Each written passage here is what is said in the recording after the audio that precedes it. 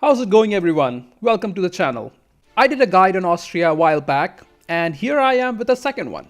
The earlier guide was oriented towards optimizing the early game and stopping the Shadow Kingdom event. I've received a lot of good feedback from that guide, so thank you for liking and commenting on that video.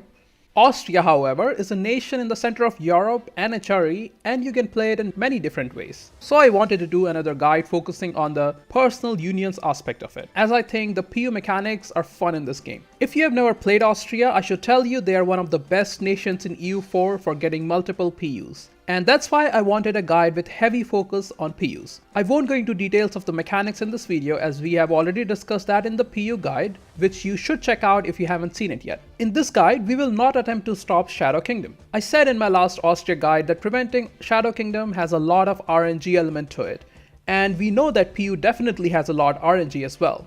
So if you try to do both, your game might be relying on too much RNG. I'm not saying it can't be done, but you need a lot of luck or a lot of saves to make it work perfectly. So if you want to prevent Shadow Kingdom and optimize the first few months of gameplay, go check out the other Austria guide. In this guide, I will give some tips on how to maximize your chances of getting PUs as Austria, as well as handling some mid-game mechanics such as Reformation and HRE emperorship. This video might also serve as a follow-up to the PU video guides, as we can put that knowledge to practice. So why does Austria get so many PUs? There are a few reasons for it. One is a potential for high diplo rep. High diplo rep makes it easier to perform diplomatic actions such as royal marriages, and royal marriage is one of the primary ways to get PUs. With a high enough diplo rep, you can royal marry someone who doesn't even trust you at all. Like Denmark here has some nice words for me, saying Denmark would not trust Austria to die properly, and yet they would royal marry me. What a nice dude.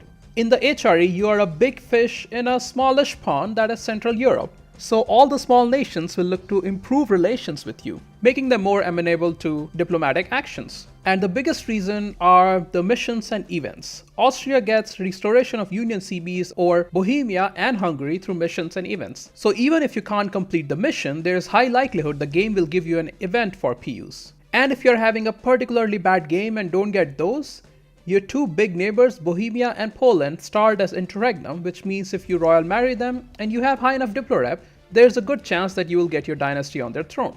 We will start this tutorial with some general tips for a diplo-focused game and then look at early and mid-game mechanics. First, I should tell you about the disputed succession alert. As I mentioned in my PU guide, this alert is your best friend when playing the PU game.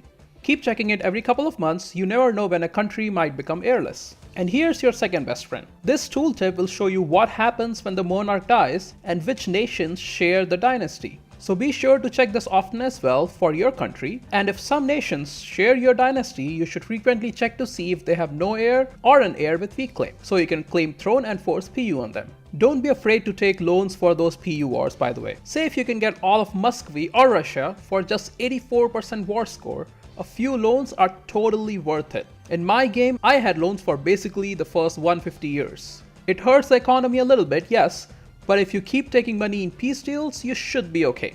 And while we are on the topic, we should discuss the economy for a bit. Austria doesn't have a good trade economy in game. Your home node is Vienna, and a lot of provinces in it are controlled by other HRE miners. Also, Vienna has 3 outgoing nodes, making it difficult to retain the trade value in node. Your primary income will likely be tax or production for a long time. The gold mines help as well, but just tax or production income are not ideal for late game, so you should look to move your trade city to either Venice or Constantinople, depending on where you expand first. Ideally, it would be Venice, as that's an end node. If you have any questions related to trade, you can check out my guide on that. Inflation is another problem, albeit a minor one. Austria starts with a gold mine and you will get another one from Bohemia. So that contributes to some inflation. And taking and renewing loans also contributes to inflation. You could buy it down with admin points if you have some to spare, or you can use the papal ability, which is very useful. If you play the PU game right, you will go above your relation limit. That means you are trading your diplo points for a chance to get a huge amount of territory, which is a good trade in my opinion. In my game, I was constantly over my diplo relation limit, sometimes a bit too much, but it didn't last like that for long. Make sure you don't waste too much diplo when you are completing diplo ideas though. And let's talk about ideas while we are here. Diplo or influence are good opening idea groups. I prefer Diplo as that gives me an option to break royal marriages without the stab hit. Next idea I take is religious, as you will have to deal with Reformation fairly soon. then influence for Diplo relations, more Diplo rep, and the aggressive expansion direction. Next, you need a military idea. I start with offensive. The extra general pips and the siege ability is great. It also gives offensive religious policy, which gives you 20% religious unity, which is very helpful, and that will solve some of your rebel issues, and you get that policy for free now. Later, you can take more military ideas to buff up your armies, and if you're looking to expand a lot, consider taking espionage to counter the corruption from going over territory limit. Always try to become the Curia controller. It has some very good bonuses. You can also break royal marriages without any penalties, which is important when you're playing the PU game, as you will be royal marrying a lot of nations. Becoming Curia controller also prevents your rival from becoming the Curia controller, and that means you can't get excommunicated. Because being excommunicated is not fun. The opinion modifiers don't go well with the Diplo game you're trying to play. And with that, let's look at some aspects of early and mid game and how to handle certain game mechanics. You can follow the start from my old Austria guide. The biggest difference is that we are in no rush to fight Venice or other North Italian nations. For Bohemia, there's a mission that gives you restoration of Union CB. 5 electors need to have 100 opinion of you for that. So ally electors who aren't voting for you, that should be enough to get the mission. This is just in case Bohemia does not get your dynasty. Usually they will get your dynasty before the mission is even completed. Either case, claim throne and declare immediately. Bohemia usually allies an HRE minor, and they have the vassal Silesia on their side as well. But you should be able to take them on. You have another mission to get restoration of Union CB on Hungary. You need to get more development than them. This is possible if you attack Venice early. I would advise this only if Venice doesn't have a big trade league. They usually have a lot of members by this point though. There are 2 more ways you can get the PU on Hungary. One is by royal marrying and wait for Hungary to get your dynasty, then claim throne and declare. Another is by an event that happens fairly regularly and you get a free restoration of Union CB on Hungary. This war is easy as well, as Bohemia will be on your side now. So getting PUs on Bohemia and Hungary is a given, as game gives you so many options to get those PUs, and once you have Bohemia and Hungary, you're strong enough to take anyone on. For early conquest, Venice is an option as you rival them at the start, and getting that power projection going early is nice. Though if they have a big trade league, you might want to wait till Ottomans attack them, then pounce on the opportunity. Once you get PU on Hungary, use their CBs to expand in the Balkans. Hungary gets a lot of claims from missions, and you can keep expanding in that area. If Byzantium is still alive, they might be allied to Bosnia or Serbia. Attack either Bosnia or Serbia using Hungary claims, then vassalize Byzantium. Now you have Hungarian claims on Ottomans and the Reconquest CB from Byzantium. Taking Ottomans down is only a matter of time now. For other potential PUs, keep improving relations with everyone. Royal marry any country who is heirless with the ruler over 50 years old, and don't be afraid to go well above your relation limit. If you are starving for Diplo points, you can switch the monarch point focus to Diplo. In my last game, I was able to get Bohemia, Hungary, Savoy, and Muscovy under PU by 1491. You might get more or less PUs in your game, as you know PUs are mostly RNG. But you should try to do everything you can to put the odds in your favor. Again, I won't go into PU mechanic details here, and you can check the other video for that. I would however show you some examples on why I royal married nations and what followed after and why that happened. Here you can see I royal married Brittany because they were going to get the French dynasty. But when I royal married them, the tooltip did not change. This was because France had more autonomy modified development than me, and we know the dynasty spread goes to the highest autonomy modified development nation among the RM partners. Next is Saxe-Lombard. I saw that Saxe-Lombard monarch was 64 years old without any heir, and that they were going to form a PU with Brunswick on monarch's death. So I instantly royal married them. The tooltip changed to succession war between Austria and Brunswick, which means Saxe-Lombard was in phase 2. And since I had more development than Brunswick, I would be the defender in this succession war. Unfortunately, Saxe-Lombard's rickety old monarch managed to get an heir. Here's Savoy. I noticed Savoy monarch was old and heirless, so I royal married them. The tooltip said that a noble from von Habsburg would succeed to the throne, which is great. And the monarch did die heirless, and they got a von Habsburg on the throne. I was able to claim throne and get the PU soon after that. Lithuania monarch was old and heirless as well, and the tooltip said a succession war between Poland and Great Britain would follow. When I royal married Lithuania, the tooltip changed to Austria and Great Britain. Couple of things to notice here. One, the tooltip changed because I had more autonomy modified development than Poland. And two, notice that Lithuania does not have a royal marriage with Great Britain, but Great Britain can still contest succession war. And we know this is because rivals of the target country and rivals of the defender are also eligible for succession war. So in this case, Great Britain, being the rival of Lithuania with highest military rating among other rivals, was eligible to contest succession war. Muscovy was heirless, so I royal married them. The tooltip said that a von Habsburg will succeed to the throne. RNG was on my side this time, and I did get a dynasty on them. I claimed throne and got Muscovy under PU. All that land for just 84 war score. Only downside was that they cannot form Russia if they are a subject. It would have been way cooler to get Russia as PU subject. Holland had a 63-year-old monarch with no heir, and there was going to be a succession war between Scotland and Brabant on monarch's death. So obviously I decided to royal marry them. I should mention here that I usually don't go for PUs of minor HRE nations. I don't think it's worth having 2 or 3 province minors as PUs. But Holland usually takes colonization ideas, so if they become your subject, you have the option to expand in colonial regions as well. After I royal married them, the tooltip changed to Holland gets inherited by Austria, which is awesome, and it happens very rarely. This means that Holland was in phase 1 at the time. And before I royal married them, the tooltip said about succession war because neither Scotland nor Brabant had double the number of provinces compared to Holland. And we know a country can get inherited only if they are in phase 1, they have less than 15 provinces, and you have at least double the number of provinces than them. Sadly, the old dude managed to spawn an heir at tender age of 64, that old fart.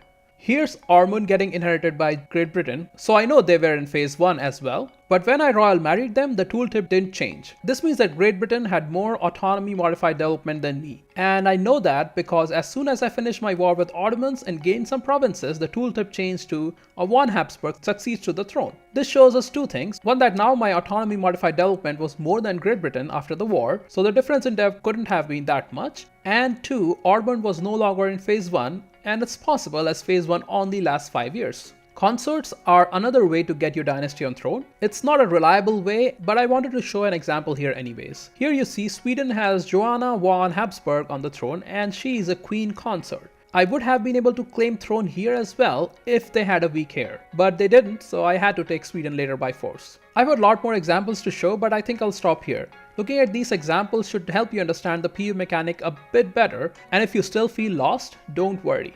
PU mechanics are fairly complicated and it takes a while to get used to them.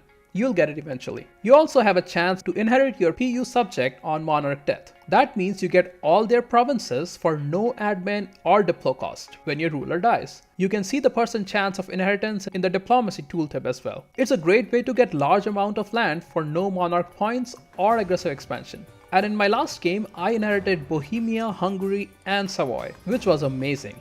RNG was certainly on my side this time. You can't inherit a PU subject who is too big though. As you can see, Muscovy has a negative % chance of getting inherited because of the number of provinces they own.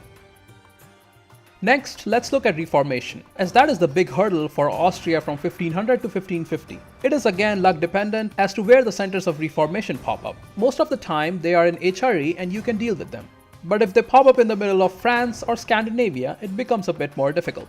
In my game, Reformation started in 1493. When Reformation starts, it spawns a Protestant center of Reformation. This center of Reformation converts provinces to Protestant within a range, but this range is huge, so it can basically convert any province in Europe. This is followed by 2 more centers of Reformation. When this spawn is entirely luck based and you can't do anything about it. Then about a decade later, a reformed center of Reformation will spawn somewhere, followed by 2 more reformed centers of Reformation. So your job as Austria is to stop the spread of Reformation, as that will mess up the religious unity in HRE, causing you to lose imperial authority, which isn't great. It will also lead to religious league war, which is just unnecessary bloodshed. Instead, we will shed some blood to stop these centers of Reformation before the heresy spreads too much. I see this question all the time on forums and Reddit, so I will talk about how to deal with Reformation briefly. Your aim is to remove the centers of Reformation and convert all nations back to Catholic. There are 3 ways to do it. 1. forced religion. You might need to know CB war a few nations here, as waiting for appropriate claims might lead to too many provinces changing their religion. Yes, you incur some AE, and no CBing means stab hit, but if you have completed Diplo ideas by now, you won't take the stab hit, and if you have been improving relations with everyone like I mentioned earlier, the aggressive expansion opinion modifier won't hit as hard. It's a bonus if you manage to finish the religious ideas and get cleansing the heresy CB. Once you attack a non-Catholic nation, you can force religion in a peace deal. This will change their state religion to Catholic and change the religion in their capital province. Now, since many HRE minors are only 2 to 3 provinces in total, there's a high likelihood that the center of reformation will spawn at a capital province, in which case forcing religion will destroy the center of reformation. This is the easy way. If the center of reformation spawns anywhere other than the capital province, it's a problem, as any converted province has a religious zeal that prevents its conversion again for 30 years. In my game, the first center of reformation spawned in Pomerania and not its capital, so unfortunately I had to wait 30 years to convert it back to Catholic. In these cases, I prefer just taking the province for myself, so I don't have to go to war later again. The good thing about forced religion is that it doesn't require a lot of war score, and thus is the easiest way to handle centers of reformation. Second method is just to take the province for yourself and convert it using missionaries. This isn't ideal, but it gives you provinces all over HRE. So if you have completed religious ideas, you can just do is vote any neighboring heretics, which means less likelihood of no CB wars. Once HRE religion is logged, you can do another diplomatic action as HRE emperor to enforce religious unity. This will change the state religion of that nation. However, since you will be preventing spread of heresies and stomping centers of reformation, it's unlikely that religious war will fire, and that means the HRE religion isn't logged till about 1630s. So this option isn't viable in early 1500s when you need it the most. There is another option where you can support Catholic zealots in another nation, which would convert the state religion if they are successful. However, the support rebel option in game doesn't work as intended sometimes, so this option isn't really viable. When a free city converts to Protestant or Reformed, you cannot just no CB them, as that gives more stab hit even with Diplo ideas. They would also not agree to enforcing religious unity when they are a free city. To deal with it, you have to revoke the free city status, which costs 5 imperial authority. This isn't great, but dealing with reformation is your top priority in early 1500s. The imperial authority will come eventually. You can also enforce religion on your subjects, both vassals and PUs. This costs 50% liberty desire if they are being converted to the same religion group, as in this case. So if you have any subjects who have converted to Protestant or Reformed, this is a great option. Or if you just don't want to see Orthodox religion anymore. In my game, I enforced religion on Muscovy, forcing them to convert to Catholicism. It worked out pretty great. So in summary, you have to deal with reformation pretty aggressively. Drop down everything else you're doing and focus on stopping the heresy spread. I got lucky in my game that all centers of reformation spawned in HRE, and I was able to deal with them fairly easily. I was able to get rid of all centers of reformation by 1551. It could be done earlier if all centers spawn in capital provinces, but in my cases 2 centers spawn in non-capital provinces, so I had to wait 30 years before converting them back. You also see here that England took the Anglican decision, but I had a way to deal with them as well. I'll get to it later.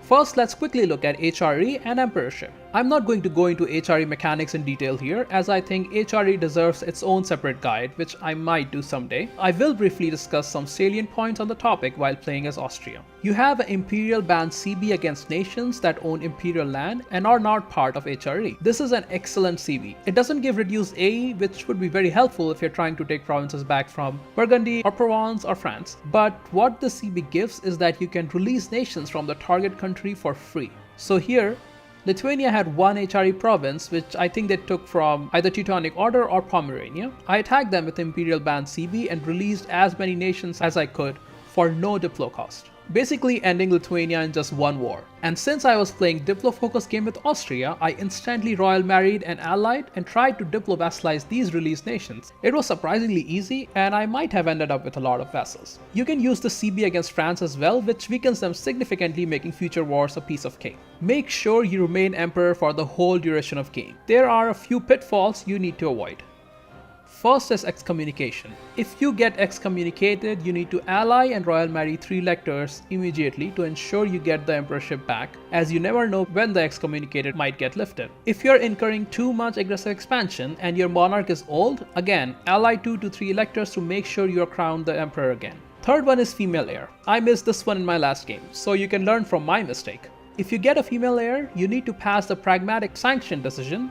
It costs 25 imperial authority, which is pretty painful, but you gotta be progressive in this world. In my game, I didn't realize that I had a female heir and my monarch decided to die in his late 40s. So before I knew it, Palatinate was the emperor. I thought, okay, I'm down to the third imperial reform and I will get the emperorship back soon again. But then France AI very intelligently decided to attack Palatinate before I could ally the now emperor, and France forced them to revoke a reform. Palatinate was then attacked again by Provence, I think, or Burgundy, and had to revoke another reform. So that set me back decades in terms of passing imperial reforms. Talking of reforms, revoking privilegia should be your end goal when playing as HRE Emperor. After becoming Emperor again in my game, I managed to revoke privilegia only in 1653. It can be done a lot sooner if you don't forget to look at the gender of your heir. By the way, once you revoke privilegia, the game becomes really easy, as you now have all these vassals fighting for you. If you manage to fight a reformation successfully, you should be generating enough imperial authority. You can also add any new conquered territory to the HRE, giving 1 imperial authority per province added. The province religion has to be HRE primary religion though, which would be Catholic in this case. Anyone who refused to become your vassal in HRE gets a CB as well, so here Mainz decided they were too high and mighty to be a mere vassal to Austria, so I declared against them, and suffice to say it didn't end very well for them. Poor Mainz. Another point after revoking is that you get all the HRE nations as your vassals, but these vassals don't count towards your relation limit. You can even royal barry them and it still doesn't count as a diplo relation, which is great.